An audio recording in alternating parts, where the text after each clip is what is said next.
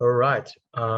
Yeah, I think we can start now. So, yeah, good evening, everyone. So, welcome to our session today. So, we, Blockchain Encode Club, has invited two guest speakers, uh, Anthony, CEO, and Anupam, the growth analyst from Encode Club, which is the home for Web3 education, building jobs, and investment. Unfortunately, Anthony, the CEO, could not make it today. Nevertheless, we still have with us Anupam, the growth analyst. He's going to share with us about the structure of DAOs, how they are going to use blockchain to achieve purposes, and the future of DAOs. So without further ado, Anupam, thank you for coming to join us today. And now the stage is yours. Yeah, thank you for having me. Seems like a great turnout today, so it should be a pretty good session. Yeah, guys, as Kwang said, I'm Anupam. I'm a growth analyst at Encode Club, and part of my job is giving little education sessions like this to clubs so that we can see where everyone's at and hopefully help you guys along your Web3 journey. So I'm going to try to make today as interactive as possible because I think that will help us learn best. So just to test this out, I'll test you guys. If you're listening to what I'm saying right now, please use the raise hand function at the bottom of your screen. It's like if you go to reactions at the bottom right, or you can use a react, that works too. Okay, pretty good so far.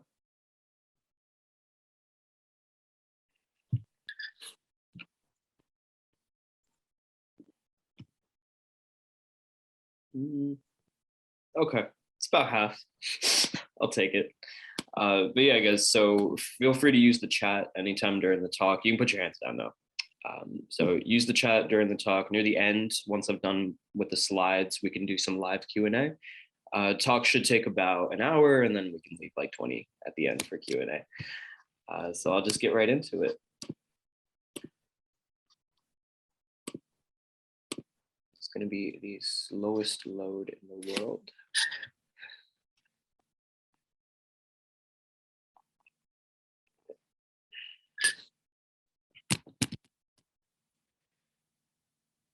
There we go. Okay, so this is an introduction to DAOs by Encode Club. So syllabus today, I'll talk briefly about what Encode Club does and the kind of things you might be interested with on that front. I'll go into a quick review of the blockchain principles that we need today before we dive into the DAO stuff. I'll talk about what DAOs are and kind of why we need them or why we have them at all. Some principles underlying DAOs, so like what's the motive and where do we see the verticals coming from? How do they work and what are the pros and cons of this approach? And then we'll look at a bunch of DAOs examples so you can get an idea of how they look like in action. So what is Encode Club? Encode Club is a few things, and I've segmented it into 3 parts here. The first is we're the best place for Web3 education. So if you're looking for expert-driven, authoritative Web3 education, we're the place to be. We've got conceptual deep dives all the way to technical workshops in our global program. AMAs with the best people in the space. So we've had some like pretty impressive ones lately, and everything is totally live or uploaded onto our YouTube channel a couple days later. If you're a Web2 dev, so somebody who's dealing with Java, JavaScript, or Python already, not necessarily those, but like mainly those, you can transition into Web3 really easily using one of our boot camps. They run for 10 weeks, totally free, gives a very good Web3 dev education, and then we help you find a job at the end. So on top of that, we do Web3 building and investment. So if you want to get involved in one of our hackathons, it's a great way to learn and build connects, as opposed to your traditional weekend or week-long hackathon. Ours run for a while. They usually run for a couple months. And the reason we do that is to make them very flexible for students, but also to teach everything that the hacker needs to know before the building even starts. So let's say we're doing a hack with Near. We'll spend the first 4 to 6 weeks just on education on Near. So what is Near? What kind of stuff can you build on, and what kind of stuff have other people been building on it? And the entire time you'll have a great community within Encodes, either within the Encode team or people who have been involved with us. We have got a lot of people on our Discord server just willing to answer questions at any time. Best projects from our hackathon hit our accelerator. Best accelerator projects hit our investment wing at the end of this funnel. On top of all of this, we also handle recruitment for the best Web3 protocols in the space. So pretty much anybody in the Web3 space we're connected with. And so this is technical roles, non-technical roles, usually full-time gigs, but we're also moving into like co-ops and internships on that front. So if you're interested in that, let me know and we can chat about it. So that's Encode. And let's move on to the DAOs content. Oh yeah, before I forget, everything we do is totally free, global and virtual. So even if you're in Singapore or if you're in the US like me, you can join. You basically just need an internet connection to join. We run live events anywhere from 3 to 7 times a week. And everything we do is recorded and uploaded onto our YouTube channel on demand. So plenty of stuff to check out there. I encourage you to check out the live events like these because it lets you ask questions live and makes you more engaged with the content. So if you're not sure where to start, you can talk to us. So you can either use the QR code that's loading up, there it is. And you can use that QR code with your phone to take you to this form that's going to let you put down your name and some things about yourself if you want to get in touch. You can also just use the link on top, that works as well. Kwang, if you wouldn't mind punching that into the chat, that'd be really useful, just the link, this tiny URL.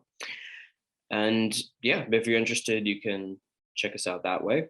Otherwise, I'll be punching some links at the end of the talk where you can check out our website and some other resources. Cool. So I'll leave this on for just another second and we'll go. So what is blockchain again? Can somebody in the chat please give me their definition of what a blockchain is? And don't worry about having a perfect definition, just any definition.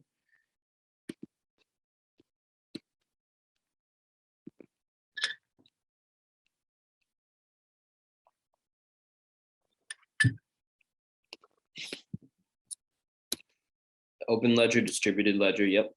Decentralized public ledger, immutable. I'm seeing some great adjectives here.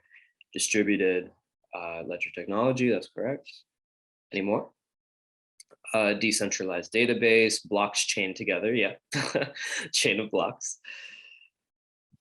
Yeah, pretty good. Okay, so yeah, feel free to keep punching those in, but we'll go straight in. So blockchain is basically 5 things. It's this trustless ledger of transactions and this is where these 5 attributes come from: immutability, decentralization, security, distribution, and consensus. So what this looks like is it's immutable because it can't be changed. We essentially have a set of transactions, money's moved from here to here, and then from here to here, and so on, so on, so on. We can't change this record because as soon as we do, we'll know about it. And it's totally decentralized. So we're not really relying on one single point of failure. We actually have multiple thousands, even millions of copies of the same ledger. So totally failure tolerant. Even if one or some of them go down, we've got the entire network safe and we're all good. We have security through cryptography, hashing. We also have some incentive alignment games so that we can make sure that even if you have the ability to mess with the system, it's actually more profitable for you to just play by the rules. It's distributed, so we don't have intermediaries in the middle sucking up cost and time, and it's capable of achieving consensus. So we never have to trust a person or entity. We trust only the code that's underlying everything. And the best part about the code is 99% of the time it's going to be open source, so you can check what the code is. So you're really not trusting it either. You're really just trusting yourself, and it's a system of checking each other. So we can always check the other people that we're working with. We can check the code, so on. Another way of conceptualizing this is a way to determine who has what in relation to digital currency, keeping all of these attributes, so like censorship resistant, permissionless, and so on.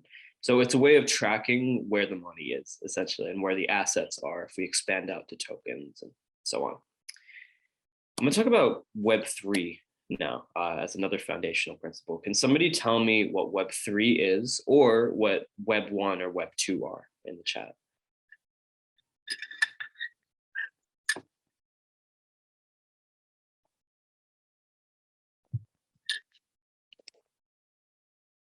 MetaMask, yeah, okay, so that's a great example of like something that's possible in Web3.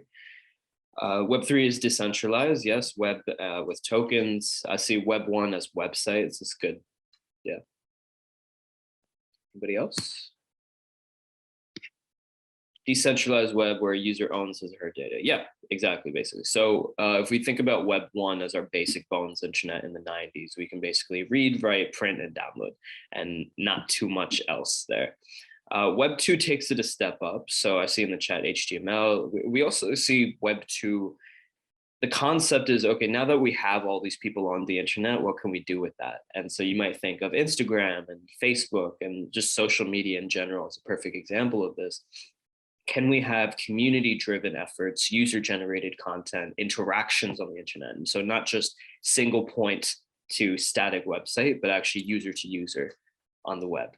And so it's all these cool possibilities from there. A big kicker to this is even though I can post whatever I want to an extent on Instagram and like user-generated content, it's still centrally owned, that whole thing. So in terms of governance, centrally owned by a few board of directors, data is owned by the company and so on. So we have all this interaction, but still central ownership of everything. Web3 takes this a step further, and we use the blockchain principles to power Web3, essentially. So we have these user-controlled anonymous identities through our wallets that we transact with. We've got money in our browser and microtransactions at every level. So somebody mentioned MetaMask. That's a great example of how you can have money in your browser and just transact through. Incentive-driven behavior. So you're incentivized to play by the rules. As I said before, it's actually pretty profitable for you to do so. And we see the shift from companies to community-owned protocols. So what that means is you take something like Facebook. Facebook's got a board of directors that are accountable to shareholders, in theory. Those board of directors and the CEO, they have a certain role that's delegated to them by the shareholders. They execute that role and so on, but it's still a central process. If we take something like BitDAO, let's say, it's a community-owned protocol, which means nobody is in charge technically. It's everybody, totally flat structure. And so the people who own the platform are going to be the contributors as opposed to central ownership. And so that's Web3. The last concept we'll talk about as a foundation is smart contracts. Can anybody give me a definition of smart contracts, please?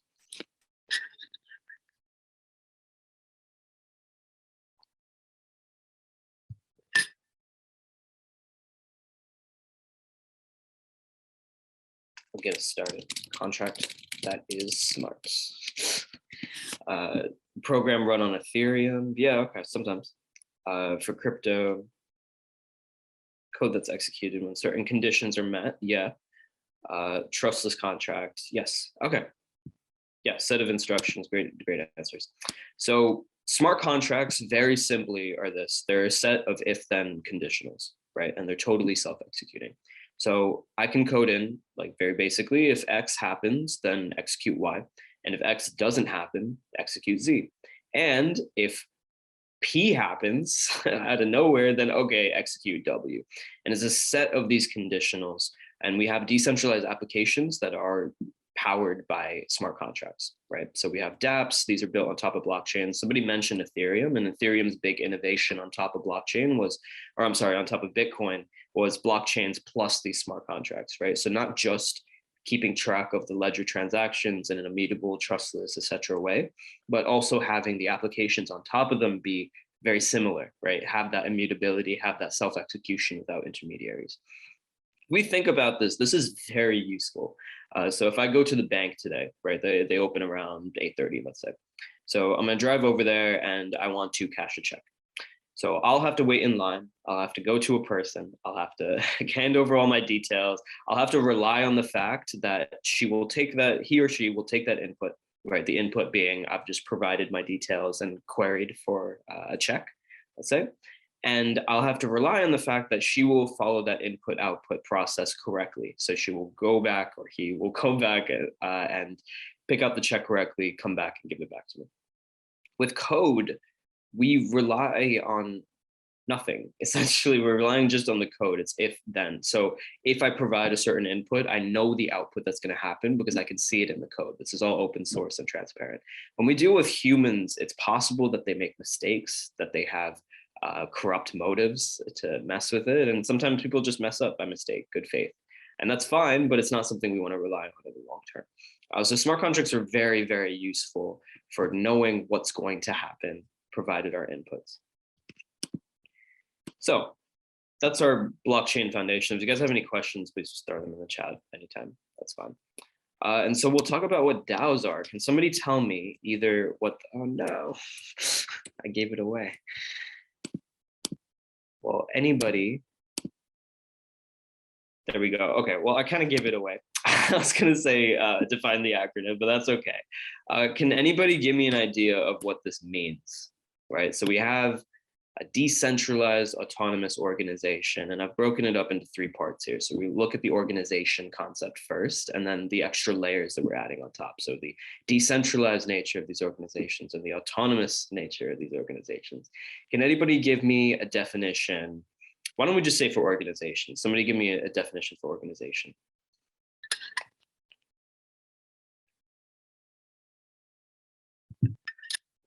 So I say a group, that's a good one.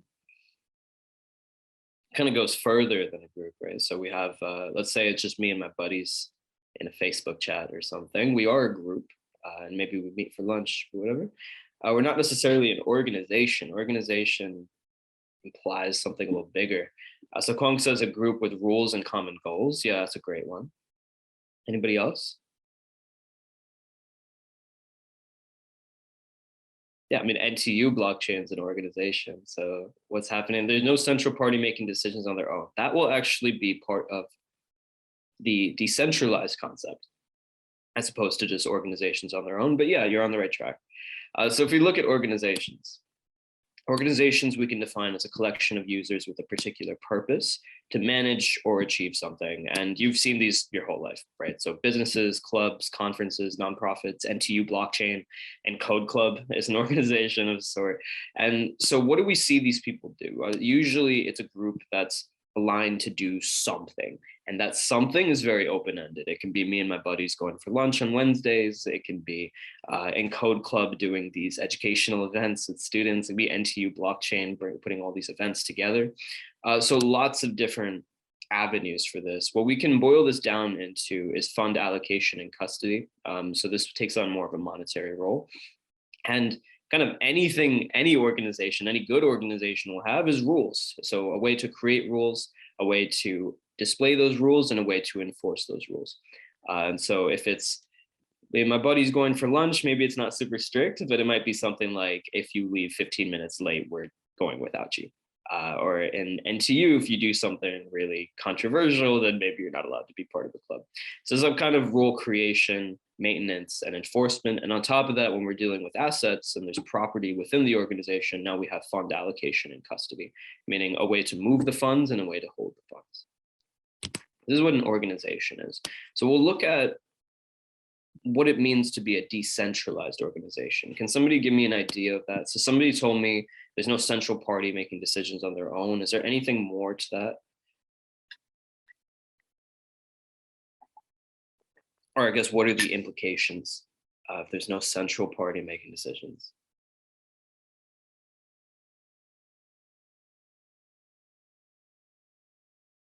Okay, it's all good. So decentralized, every stakeholder's opinion counts. Yeah, great. So decentralized, just like somebody said in the chat perfectly, is without central authority. So we get rid of this central leadership concept.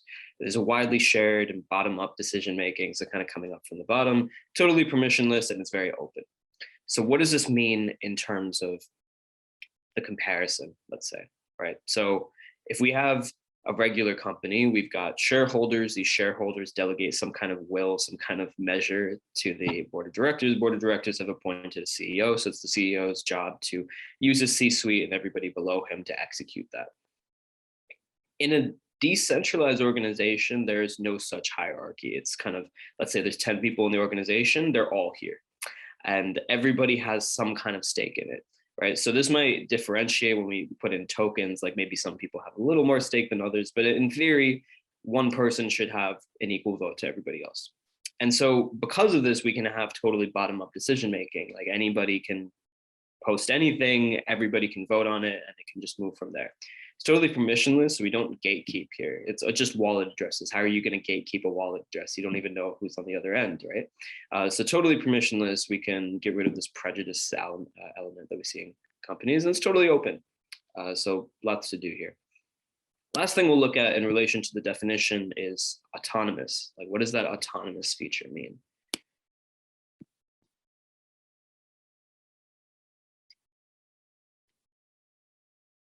Just mindful of time, so we'll go ahead, but if you guys want to punch it, answer in the chat, that's fine. So autonomous means every incentive, enforcement, so on, so on, so on. This is all handled with code as opposed to entities. right? So we're using smart contracts. It's totally trustless. We have these transparent smart contracts so you can always look at them if you need to. And no one set of people or one person is in charge. It's the code that's in charge, and everybody else just interacts with the code. And so the code's great because it's immutable. You can't mess with it unless you want to, like unless everybody on the platform wants to.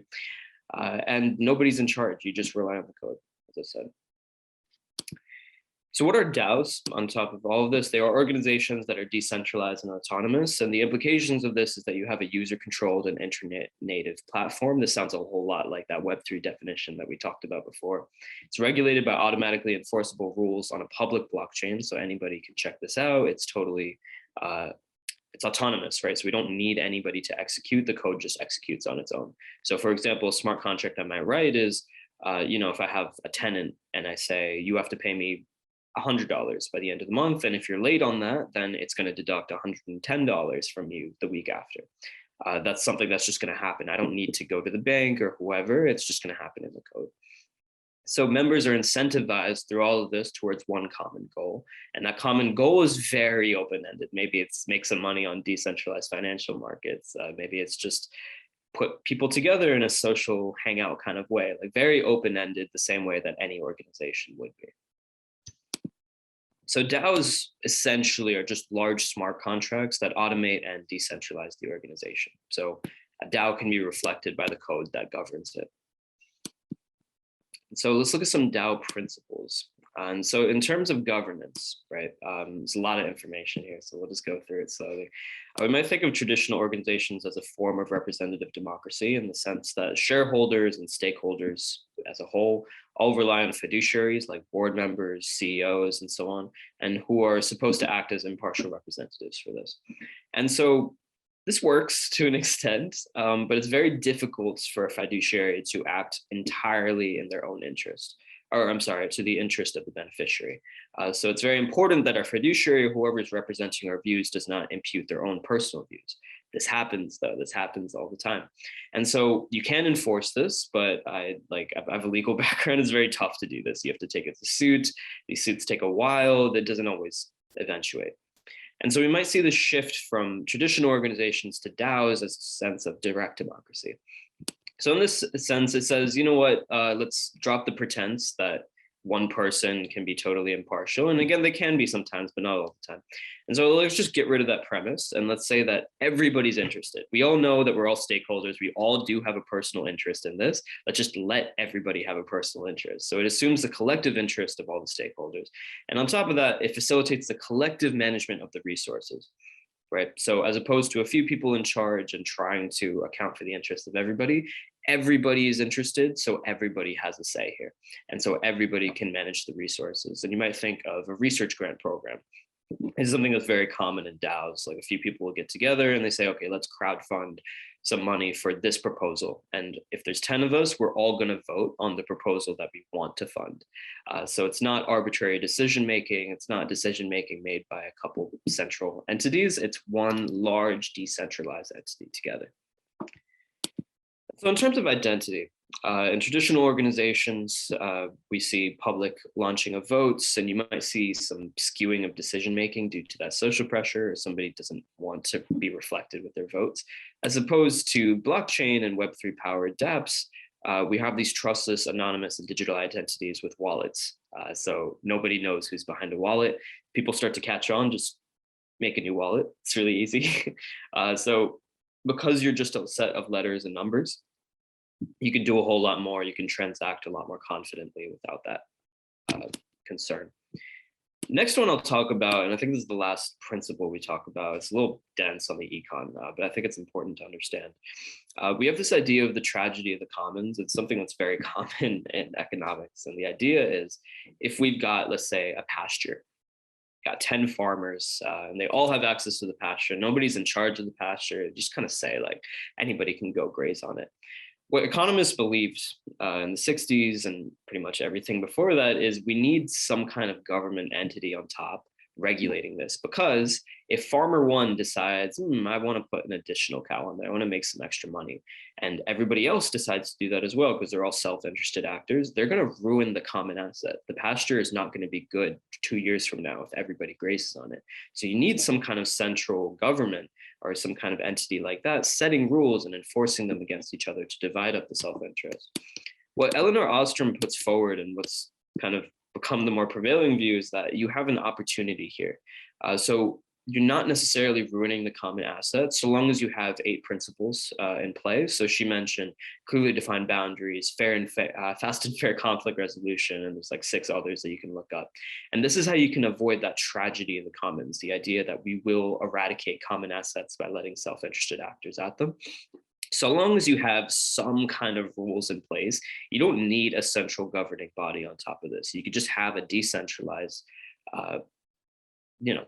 decentralized measure where we all adhere to certain rules and there's some kind of enforcement of those rules. We don't have one person on top doing this. We can have a few people all enforcing it on top of each other.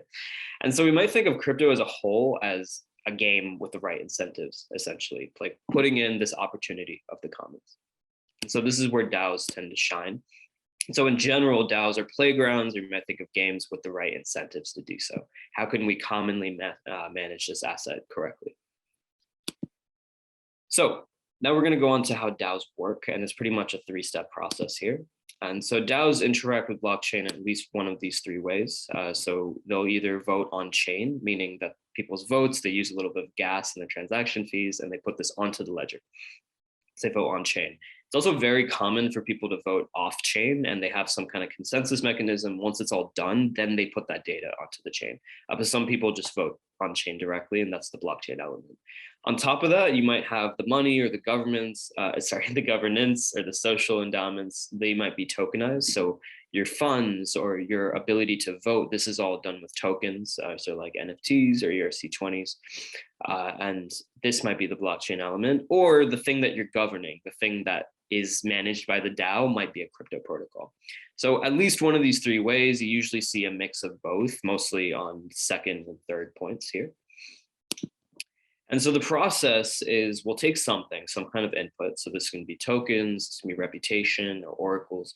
This will pass through the logic, so essentially our smart contract, and it'll produce some kind of outcome. And this outcome can be fund distribution. So let's say I put in a certain input, it's like, 65, no, I needed the Celsius. It's like 10 degrees in London and it's too cold today. So pass that through the smart contract and distribute funds for everybody to buy an umbrella or like a jacket or something, And so this is the process.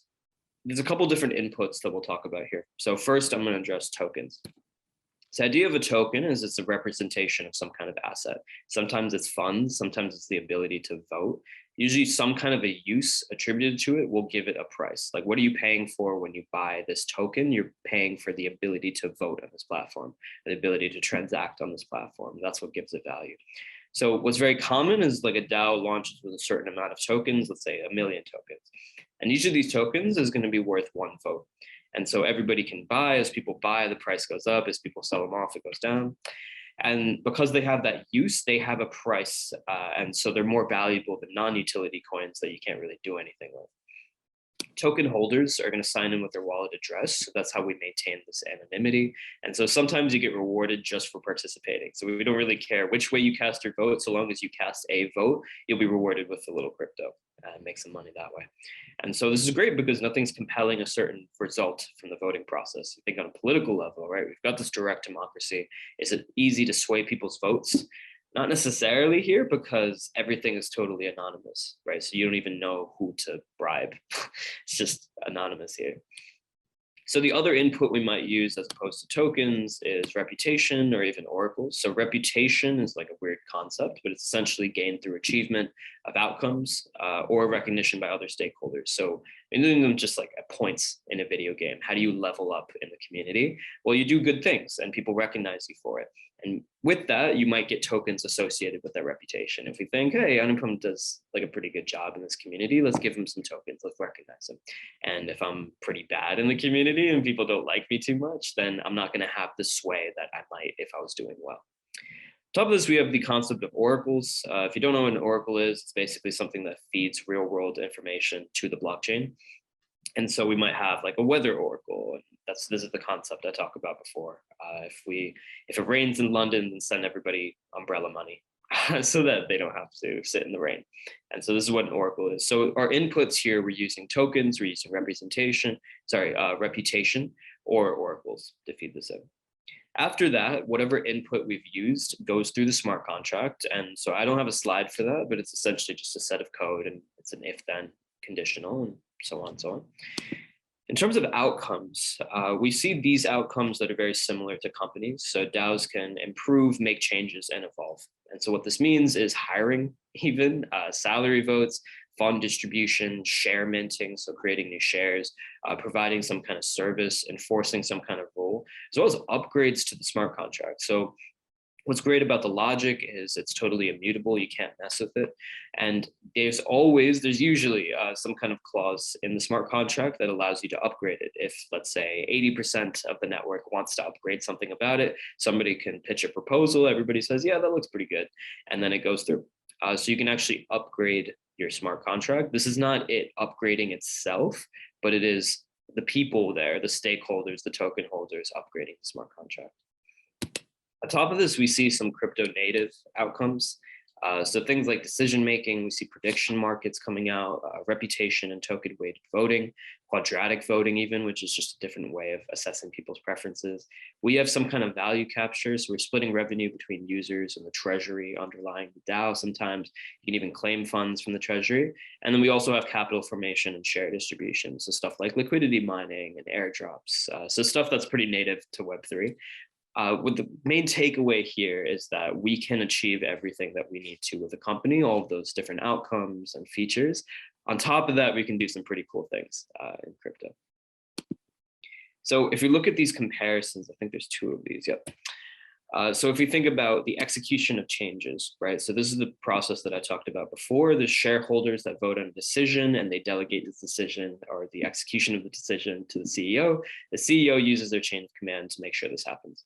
In contrast, token holders are submitting and voting on decisions in the same way, but the code is executing these changes immediately. There's nobody in charge, so there's no risk of inefficiency or like lots of cost and time associated. This kind of stuff just happens. And so in terms of permission, you might think like state granted permission or some kind of regulatory body in play. When we come to DAOs, they're totally permissionless. We don't have some kind of entry barrier that people need to make. They just do it. In terms of assets, we have bank custody or some kind of escrow service, some kind of custodian. And in contrast, DAOs are totally crypto, right? So as opposed to fiat, we're dealing with crypto assets. In terms of property rights, so we might have something that's state enforced. Maybe I put land on the registry or something like that. In contrast, the DAOs is totally tracked on a blockchain most of the time. So we have an immutable ledger of all the transactions that's gone through. In terms of ownership and governance, as opposed to something being managed by code or some kind of central entity, managed by the law or some kind of central entity. We're managed by code instead. In terms of dispute resolution, instead of relying on courts and that kind of lengthy process, we have arbitration networks within DAOs. So we have ways of achieving decentralized consensus, even if we have conflicts at play. So in terms of legal status, can somebody tell me, somebody have a guess, how do we classify this legally, right? Because we have this new version that's not really a company, but maybe we call it a company. Does anybody have a guess?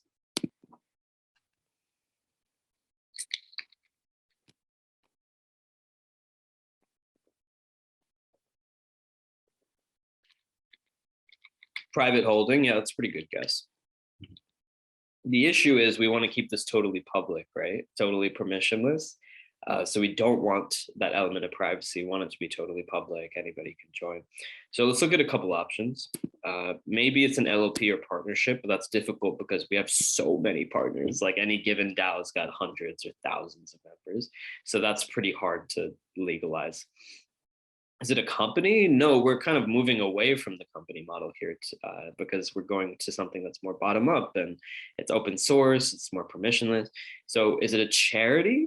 Sometimes it's got charitable purposes, but we're still making money off of this. We're still having incentive driven goals. So it's not necessarily a charity, or at least not in the sense of the legal charity definition that we have. Is it an unincorporated entity? Kind of, but it's controlling a lot of property. So take something like NTU. I'm pretty sure NTU is unincorporated. And that's fine because you guys aren't on the stock market or something. You don't have like public stakeholders to be accountable for. That's okay. But when we have an unincorporated entity, the stakes are usually lower. With DAOs, you can be working with billions of dollars in assets. So this makes that definition kind of difficult. So ultimately, what is it? We're going to have to see in the long term. Probably the thing that's closest to this is the idea of a co-op, so like a co-owned company in that way. So we have this decentralized bottom-up leadership, but we'll see, I think, later in the talk actually why this is not the case, why it's a little different still. So let's look at some of the pros and cons. Do you guys have any ideas like why might this be great? Why might this be bad?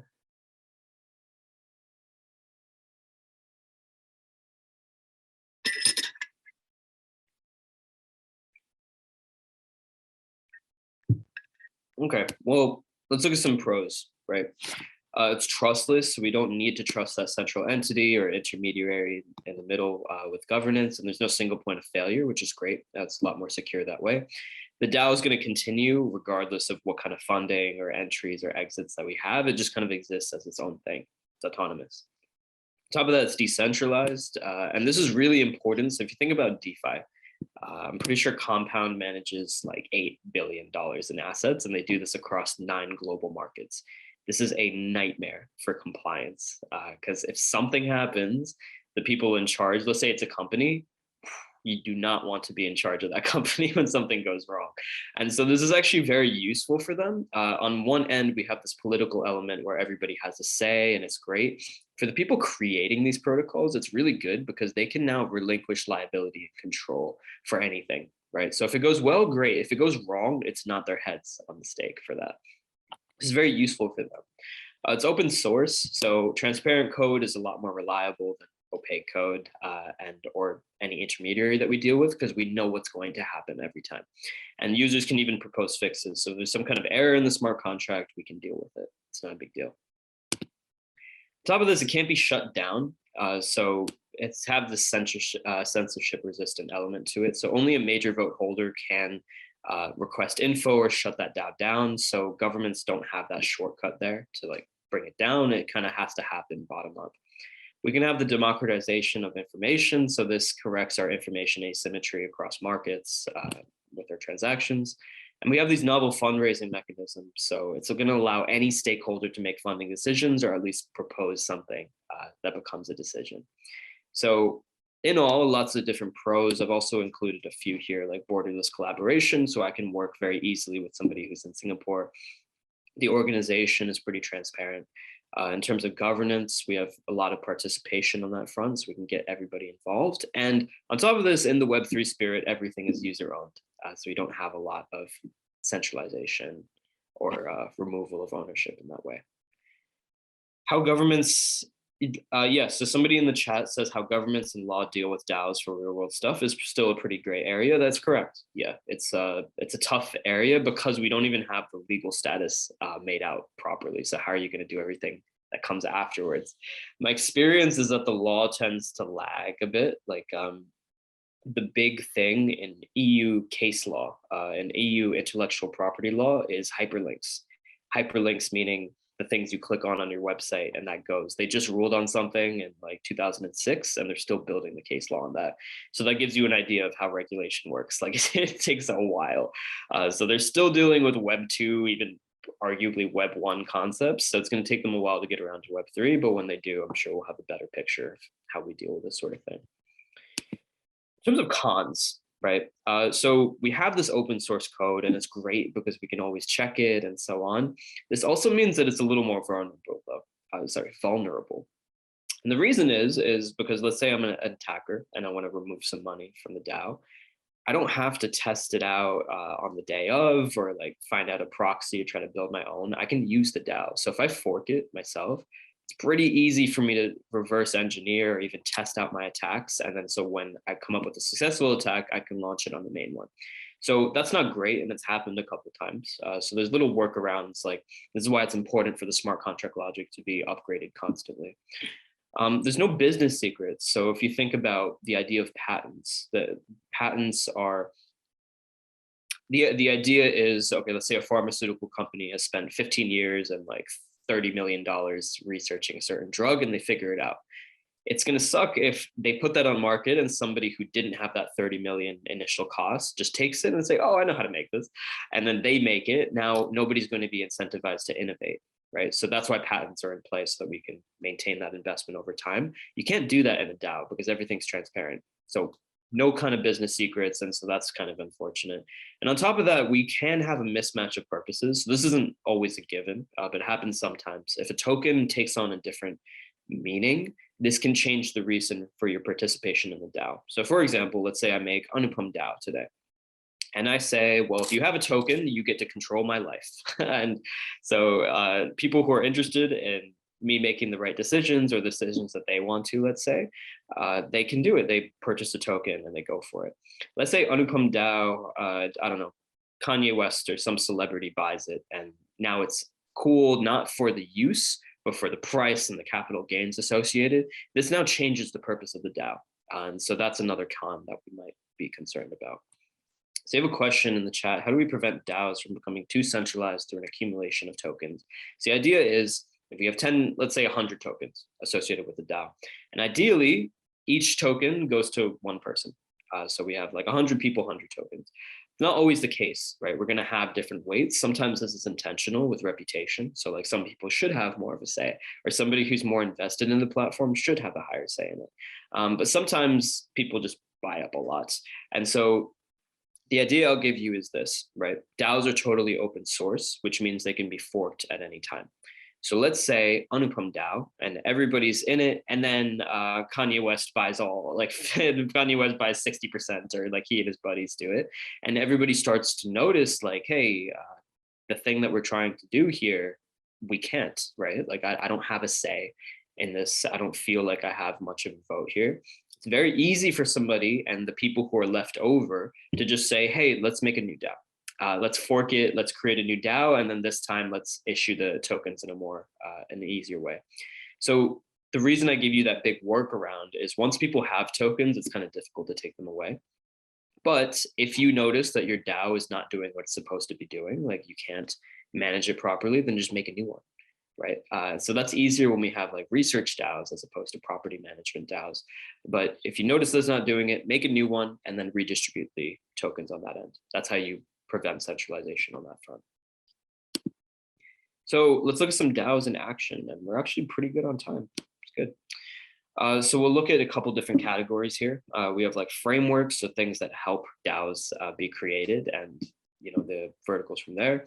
We have platform governance, so how can we have people have a say in the platforms that they use? We have grant programs, and then very similar is like venture capital. So you might think that the contrast there is charitable donation and like giving something that doesn't have to be paid back, versus venture capital. They're looking to make a return on their investment. Look at some decentralized finance projects. And then ultimately the cooler part of DAOs is the purpose-driven and social DAOs. So things where we have that very open-ended, for any purpose organization. So we look at frameworks. Here's a couple. I'm looking at Aragon, Colony, and Snapshot. I'm going to put up about 3 for each of these categories, but there are like so much more. So this is just to get you started. So Aragon's an open source software that maintains and creates DAOs on Ethereum. So it's very easy to make one. Just takes like a couple minutes or something, and it'll deploy your DAO on Ethereum. On top of this, we see Colonies. So Colonies, a DAO creator in 90 seconds, they claim. So totally free, quick, and DAO creation, same sort of thing as Aragon. Snapshot is a little bit different. Snapshot is that off-chain voting that I was talking about. So you can, rather than incurring all of these gas fees, which on Ethereum are pretty high, You can go off chain, handle it with a multi-signature element. So you still have some kind of security on there, figure out what the vote is and figure out what the consensus is. Then you report that data back to the blockchain. So it's a lot more efficient to do it that way in terms of time and cost. And then it still ends up on the blockchain. So you have that immutability of data over time. On top of this, we see some platform governance. So again, the idea here is, can we have a say in the platforms that we use?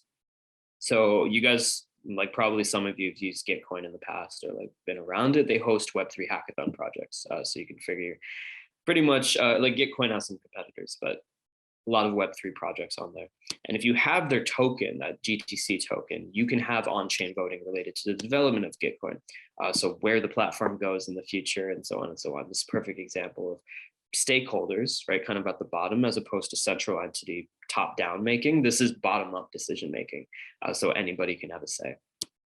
Very similar, we have Decentralized. Decentralized is this virtual NFT world borderline metaverse project.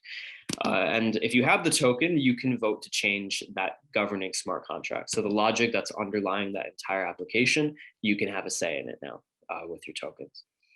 Kind of separate to this is Nexus Mutual. It's not really platform governance, but I wanted to throw it in. We have basically insurance for smart contracts.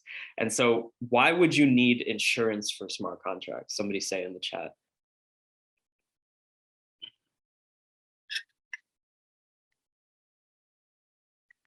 If smart contracts are so great, like why would we need to insure against the damage? Yeah, protect the funds, mitigate your risk.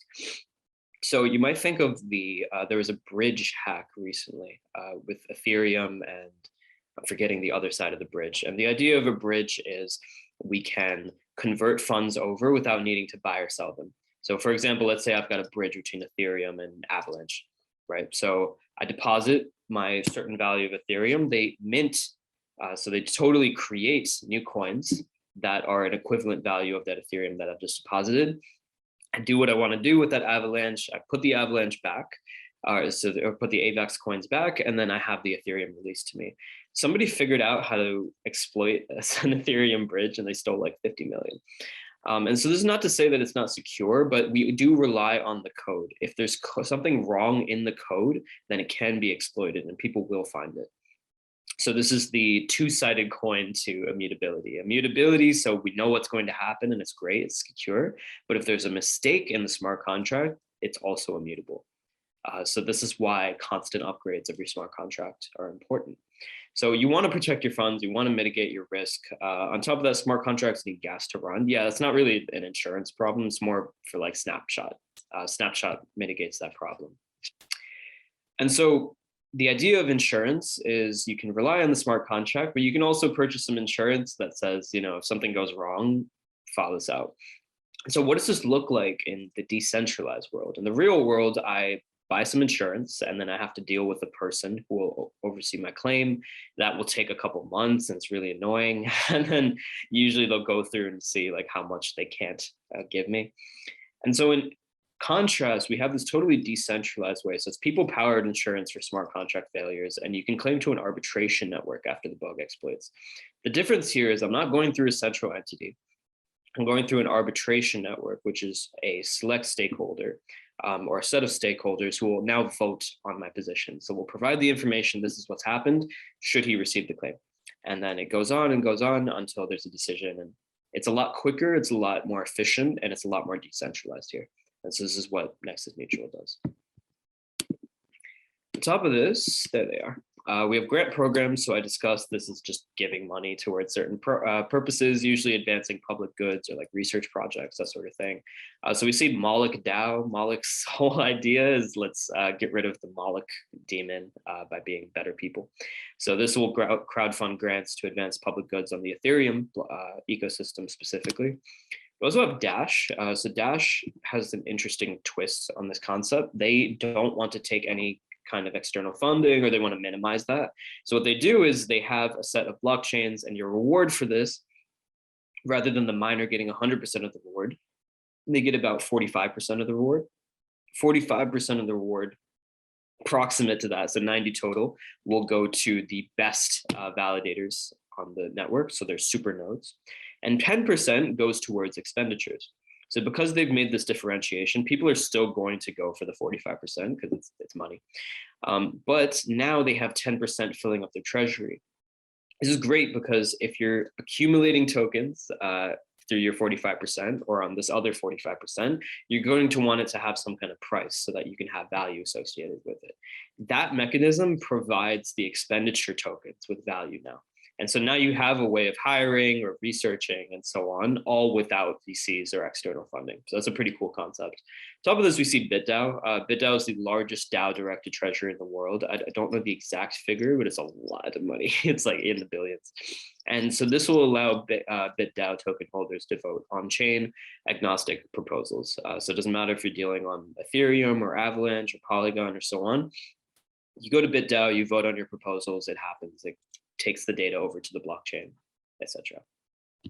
So this is grants. We also see venture capital. And so the difference here being people want to make a return on their investment. I'm going to start with this first one, which is a bad example. So the DAO in 2016, we see DAOs emerge around like 2014, 2015, big surge there. And people got scared off very easily and very quickly in 2016 when this like huge DAO, this huge venture capital failed. And so this failed because there was an issue in the smart contract. And this is the idea, right? DAOs are their smart contracts. So if the smart contract's solid, then you're good. If it's not, then it can be exploited. And so there was about $150 million between 20,000 investors, and this resulted in a $50 million loss after the hack, just brutal. But it's an interesting thing where the community comes together. And so this was actually the transition from like the regular Ethereum Classic over to the new version of Ethereum. People realized like, okay, we shouldn't honor this kind of hack. So they just recreated the tokens and then they used this fork. So they decided to make the fork and they used this blockchain instead. This is an example of where you might have a ton of investors coming together to invest into something. And so like a better example of this is the DAO, which sounds a lot similar, but I'm sure they're trying to distance themselves from that. And so this will invest into projects that are furthering the Ethereum ecosystem. We also have Metacartel Ventures. So this is a totally for-profit DAO that invests into early stage decentralized applications. So I think, no, actually, no, we have a few more. So this Compound I mentioned before is the one with like 8 billion in assets. I'm sure they have more now. This is the last time I checked. And this is across 9 markets. So this is an automated market maker on Ethereum. What that word means is we have people who are connected with each other. So we're not transacting through some kind of centralized entity. I'm connected in a peer-to-peer way. So I'm a buyer, I get connected with the seller. I'm a lender, I get connected with the borrower. So on Compound, you provide liquidity into smart contracts and you receive tradable governance tokens. So you can vote on the movements of this platform. And you could also just sell your stake in that. And it's a lot about making money, but it's a lot about having a say in what happens as well. I see something similar in Aave. So in Aave, borrowers are going to deposit the collateral in the smart contracts and they borrow from other smart contracts. Liquidity providers deposit money into smart contracts and just keeps going. Right. So sometimes you need some of this, so this gets traded out and so on and so on. The smart contract logic to this is you're actually providing usually about like 150% in collateral. So if I want to borrow, let's say, it's a good word for this. Okay, I want to borrow like $100 of Ethereum. Maybe I deposit $150 of AVAX on there. Why do I do that? Does somebody have an idea in the chat? Why would I deposit more than I need to borrow? There's maybe 2 reasons, or like I'm sure there's more.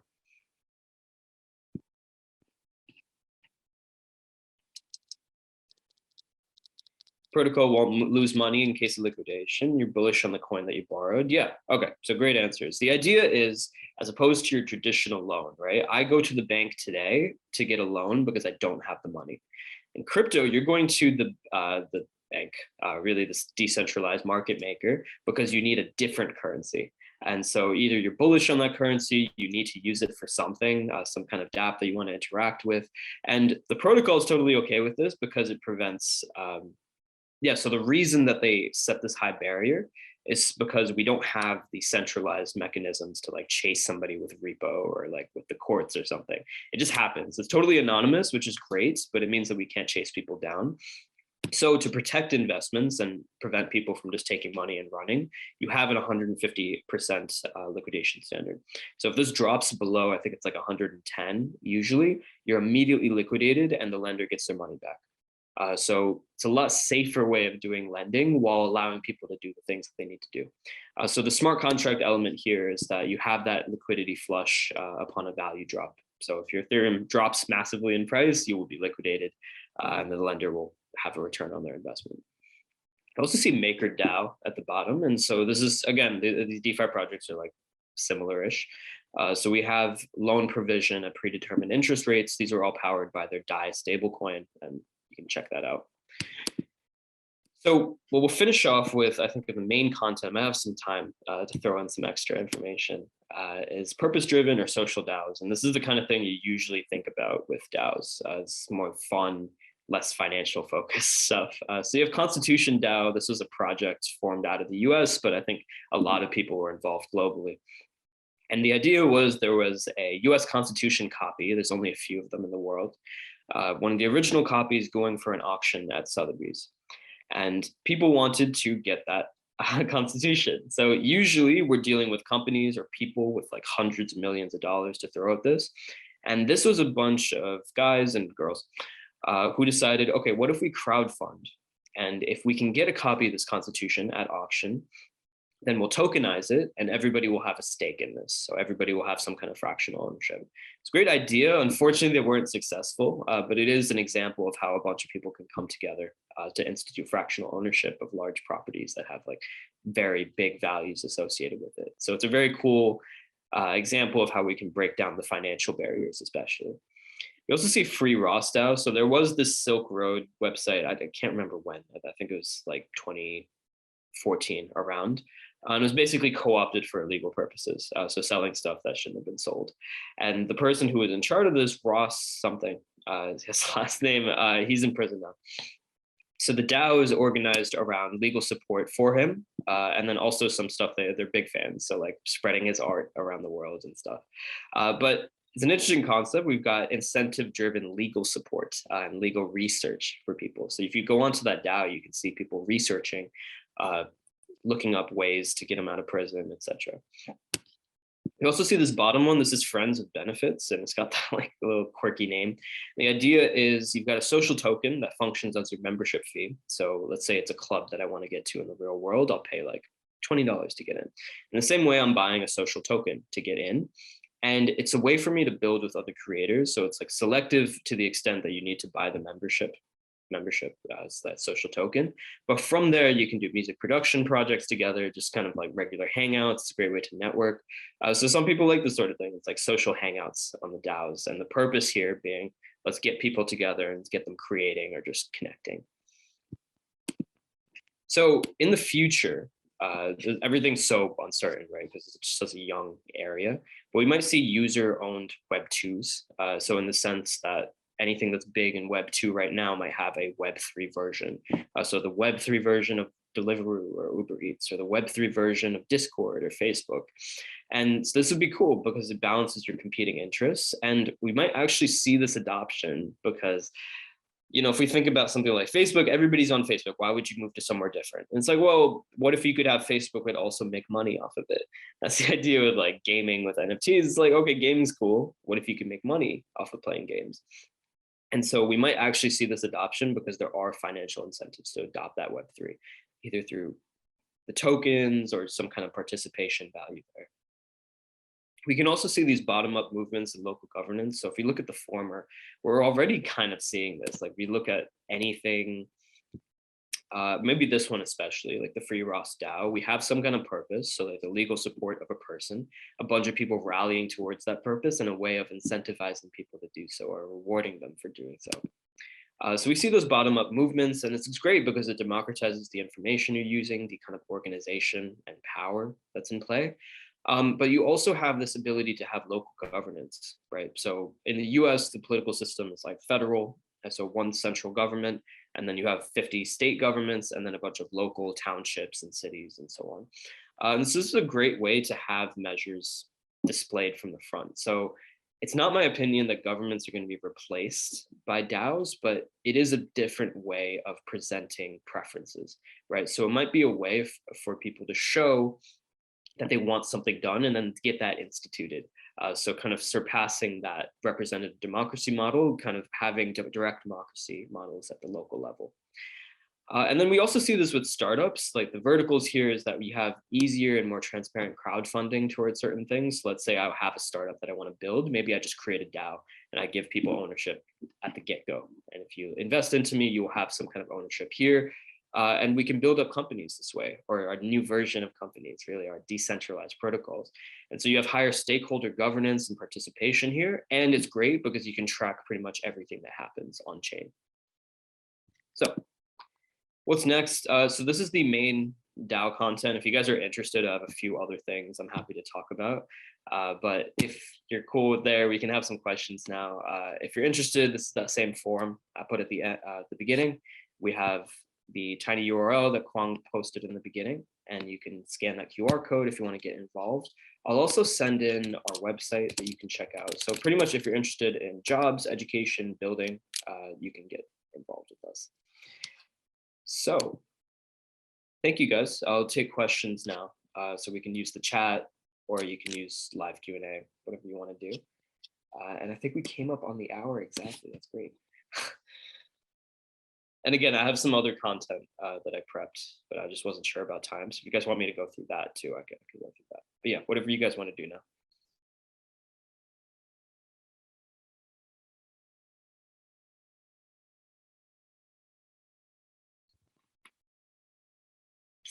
Any questions?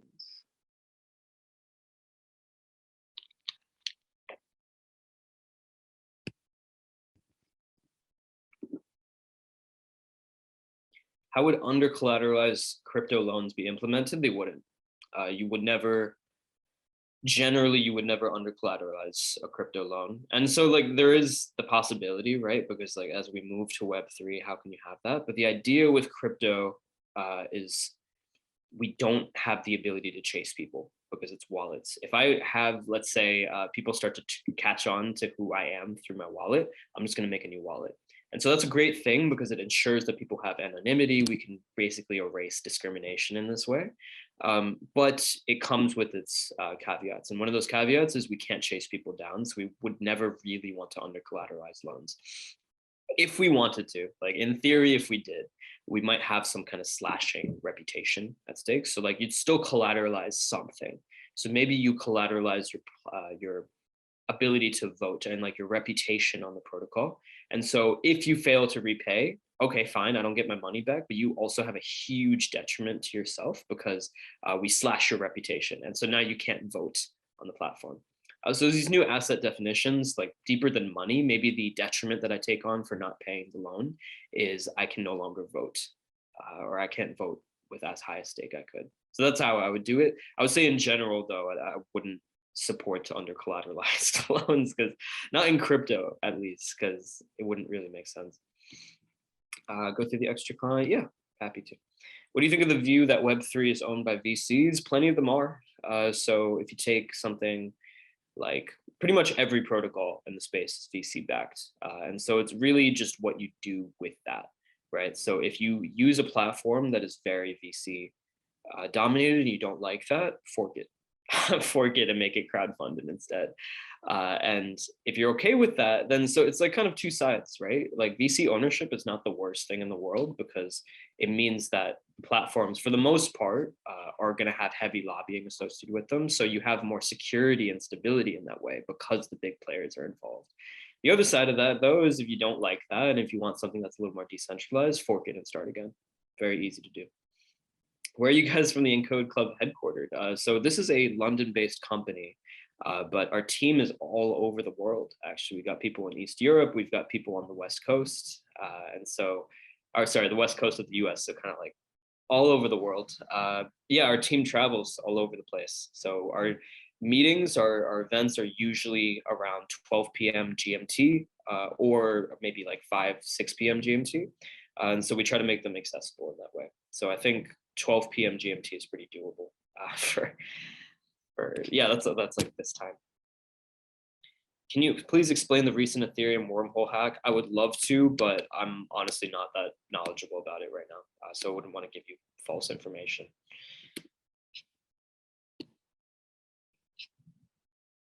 Cool. Okay, so I'm going to keep an eye on the questions in the chat. I'd love to go through some extra stuff with you. So this is like DAOs 102. So like special things that I've seen come up in Q&A sections from other talks I've seen. So DAOs replacing governments. So like, does this happen? And so I talked a little bit about this before. And so these slides are less nice, but we'll go through them anyway. And so if you think on the poli-sci level, governments are usually replaced because there's some kind of threat to the person in charge. So like monarchs have some kind of threat. So in the UK, perfect example, right? There was a monarch and it was all happening from the crown. They noticed that there's a lot of opposition. So they said, okay, we're going to have a parliament, but I'm going to appoint everybody in that parliament. So they create this power sharing mechanism so that they can devolve power in order to maintain their own power. Over time, power shifts from that central entity over to the power sharing mechanism. So in the UK, power has moved from the crown over to the parliament, for example. There isn't such a threat now. And so if you take UK monarchy, people were basically like, you know, we'll do you like France, you know, we'll behead the monarch if you don't start moving things over. We don't have that today. Like governments, as many problems as we have with our governments, as many complaints as we have, nothing like that exists. So it's very likely that our traditional governments subsist. What's more likely than DAOs replacing governments is everything in crypto is now used as addendum to governments. So if you have something like quadratic voting or some kind of different preference assessment, you have a better way of communicating your views to the government, and then the government puts them in play. Or maybe you figure out everything you need to do. Like one thing that would be very cool is the DAO for legislation. Like somebody, I'm sure this exists, but I haven't seen it yet. And so let's say every stakeholder in this state in the US all decides to get together and they're like, okay, let's vote on proposals ourselves, right? So direct democracy and instituting that, they present that government bill and they say, okay, put it in place, pass it. And that'd be pretty cool. But the other thing that stands in the way of this is there's a few barriers to making this happen. So you can think of a lack of accessible front end. So you guys are all very blockchain interested, so this is fine. You know what wallets are, etc. Most people don't. Like most of my extended family doesn't know what I do for a living, and I can't explain it to them, and that's fine. But if we're looking at mass adoption over time, it's difficult, right? You need some kind of accessible front end where you don't need to know about wallets or anything else, because people are not going to take the time to learn. You need something where you don't know everything that's happening in the back end, but they can just happen. Converting between fiat and crypto is very expensive. So governments deal in fiat. That's the idea. It's central government owned currency. So converting between them is very expensive, inefficient, and unregulated. We might see a change with this in the future with CBDCs. This is central bank decentralized coins. And so the US Fed is looking into this. I think a few other major players are looking into this. So maybe we see the change there. But yeah, I don't think they're going to replace DAOs. Or I'm sorry, I don't think DAOs are going to replace government. Just looking through the chats.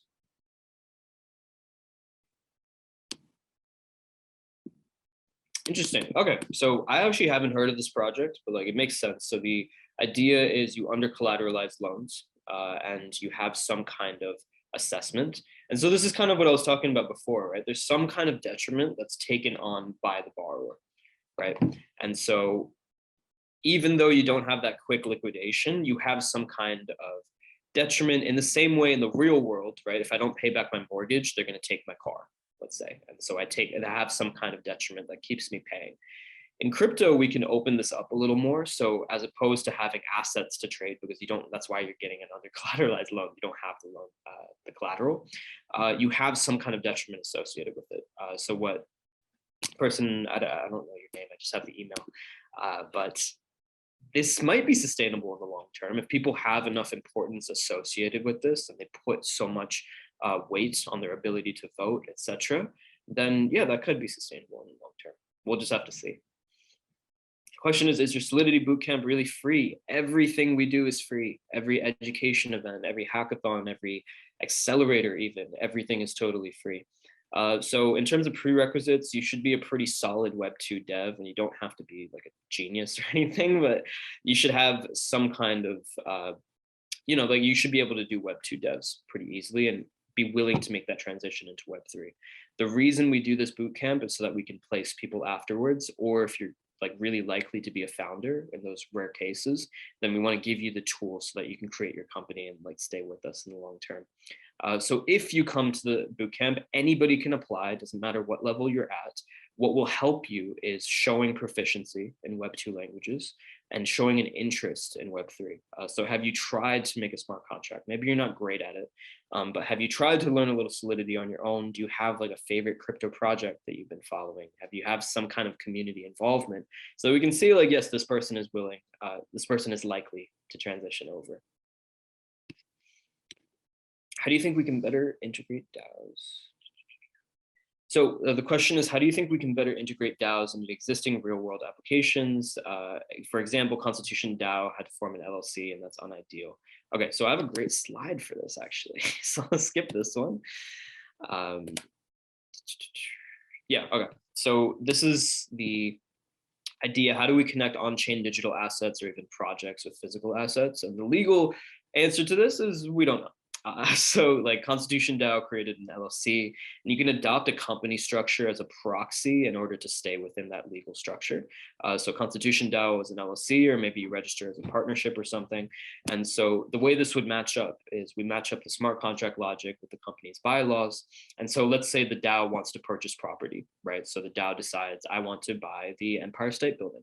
And so we put a fiduciary in place, and the fiduciary will have the beneficiary. So the way fiduciaries work is the fiduciary has legal title to everything, but everything they do has to be for the benefit of the beneficial owner. So the beneficiary of the fiducial relationship.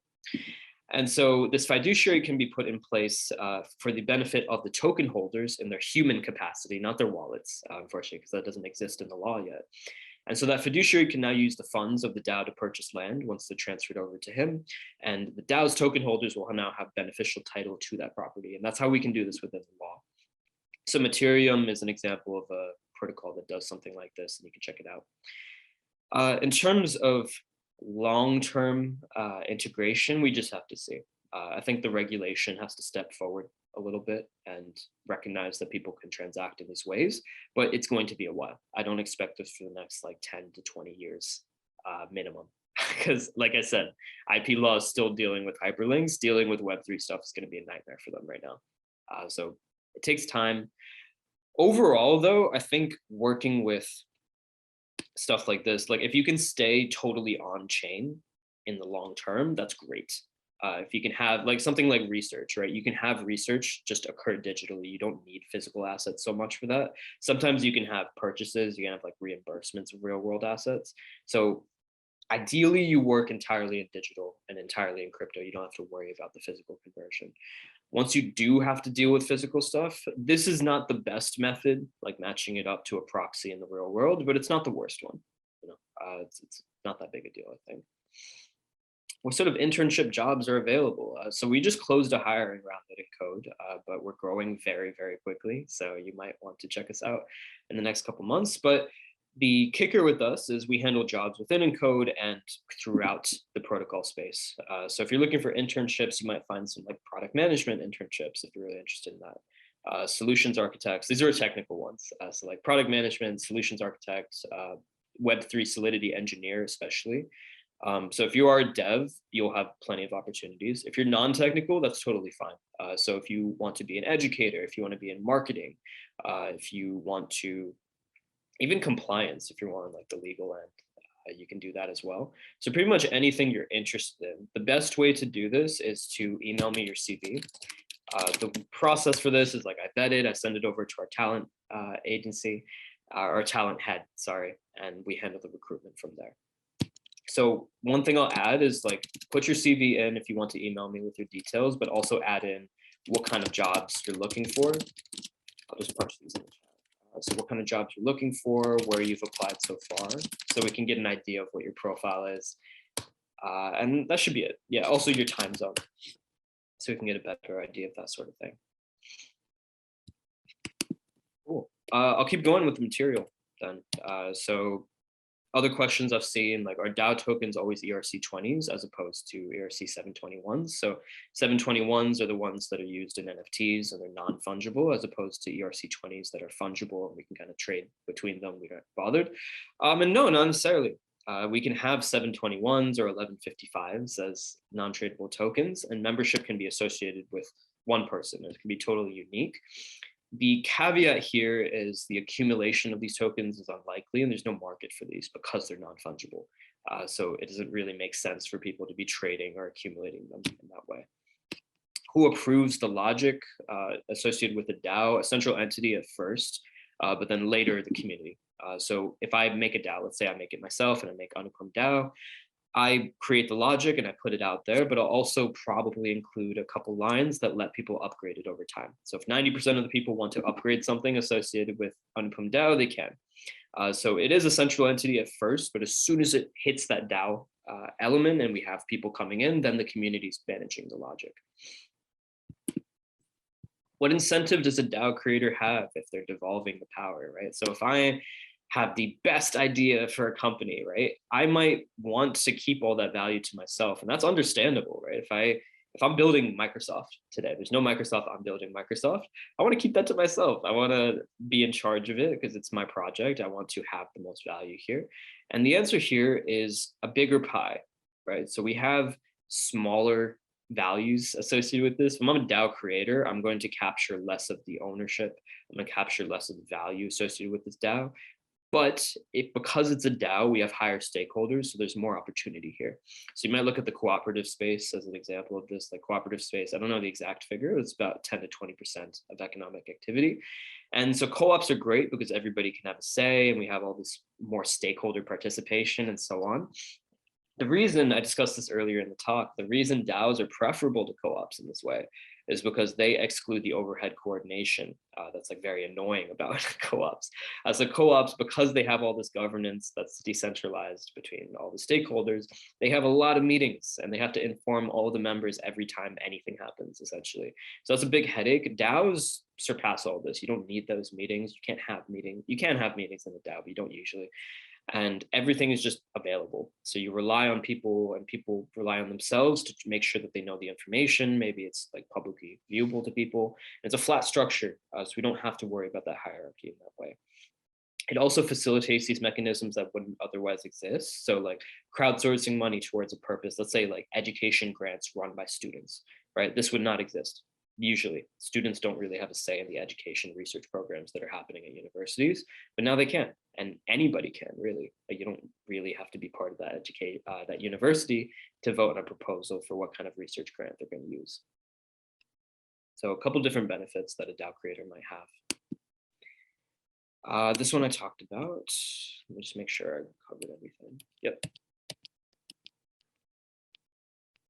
Okay. So last thing I'll talk about, when something goes wrong, who do we hold responsible?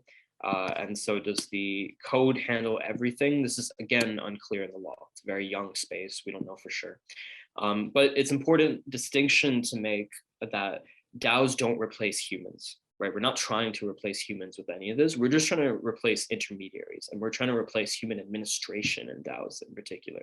So can we prevent inefficiencies and high costs, high time associated with transactions going through and like things that might go wrong? So can we get rid of the administration element, which is reporting these transactions, making sure they go properly, and then free humans up to do the stuff that they really want to, like judgment and creation and collaboration and so on. So human judgment is still permissible and it's represented by the token holders' votes. But yeah, so when something goes wrong, who do we hold responsible? We don't really know yet. That's a gray area in the law so far. And so does the code handle everything? The code will handle as much as it can. So as much as the if-then conditionals that it can execute and so on. And so, for example, Claros is a DAO. They use Aragon's court for arbitrating their conflict. So you'll have a set of stakeholders that all take votes on something. There are incentives to vote in the right way. So some protocols will be like, okay, you stake a little bit if you want to vote. If you vote against the majority, then you get your slash staked, you get your stake slashed. There we go. So it incentivizes people to do the right thing. It's still a very young space, right? So maybe that's not the best method, but it'll be iterated on in the long term.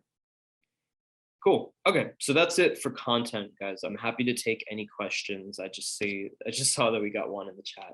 Do you have any views on whether DAOs will exist along with big tech going forward, or might they conflict with each other? So it's interesting because Meta, Facebook's now Meta, but Meta is not yet a decentralized organization. They're totally centrally owned. They're still a company.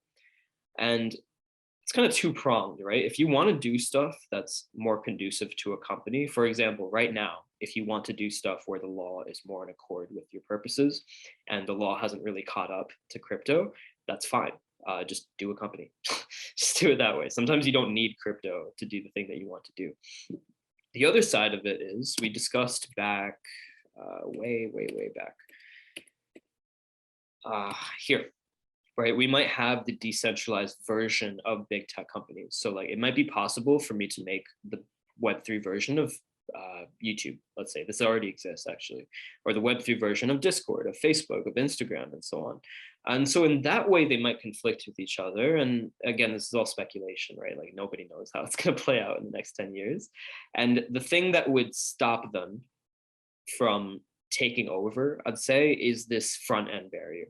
Right? Can people interact? The great thing about Facebook is I can go on my phone, I can open up Facebook, and at no point do I need to go through the code of Facebook or like log in with a wallet address, put in my secret keys or anything. I just log in and I do my thing on there. And so the fact that you have to do that on crypto and like there's all these barriers will stop it from being mass adopted, at least right now. So that's something that I think that would hold it back. In theory, if you can make a better version of the Web 2 project that you're trying to replicate. So Web 3, Facebook, let's say. You can do everything you can do on Facebook, plus all these financial incentives associated. If we're all rational actors, then we will move to the Web 3 one. So this one might let it overtake. I'm not totally sure. I think if crypto was to start coming to the forefront and big tech noticed this, then big tech would very quickly convert in order to stay on top of the trends. So nowadays we know if you're dealing in tech, you need to move quickly. And so I think Facebook's caught on to this and they're trying to get involved. I'm sure Google will in the future. And so it might not be a question of going forward, like big tech conflicting with crypto. It might be big tech becoming crypto. That's what I think will happen in the long term.